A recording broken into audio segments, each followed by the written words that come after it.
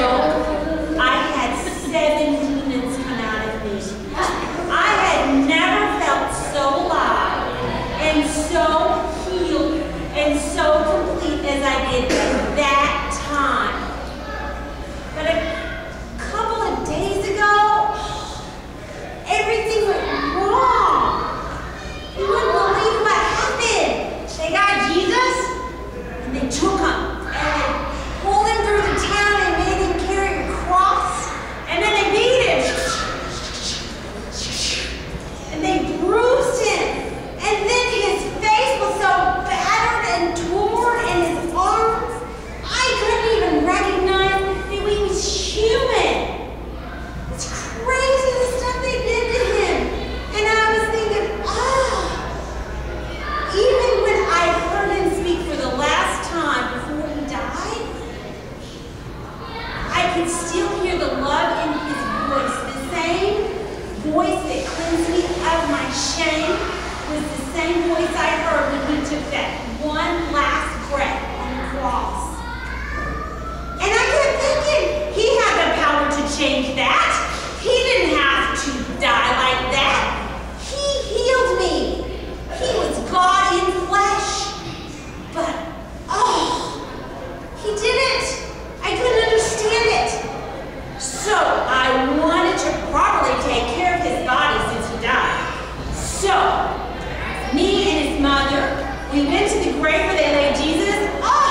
And we couldn't even go in and prepare him because it was the day of the Passover, one of our biggest feasts. So I thought, I'll go the next day, but that's the Sabbath. You can't touch a dead person on the Sabbath. So I thought, I'll go the next day.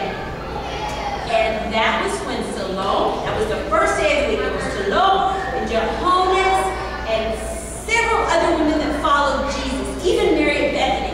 We all got together and we went to the tomb. And at the tomb, the big boulder that was rolled in front of the grave was gone. I couldn't believe it. When I looked inside, Jesus' body had disappeared. Not only had they crucified him and killed him in the very worst way, but they also stole his body. I was furious. I went to the disciples and I said, what happened to Jesus? I want to know. And I went there and we ran back and I leaned against the tomb and I looked inside and there were 2 men.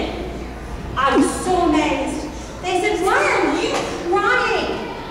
And I said, told them the whole story, how God delivered me, Jesus, from the 7 demons, and he healed me, and now I don't know what's happening because he died on the cross, and now they stole his body, and I was so upset.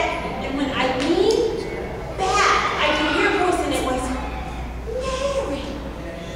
And I turned and I saw the groundskeeper, and I said, if you've stolen his body, or maybe it was his feet, but I want his body back. And I heard the voice again that said, Mary.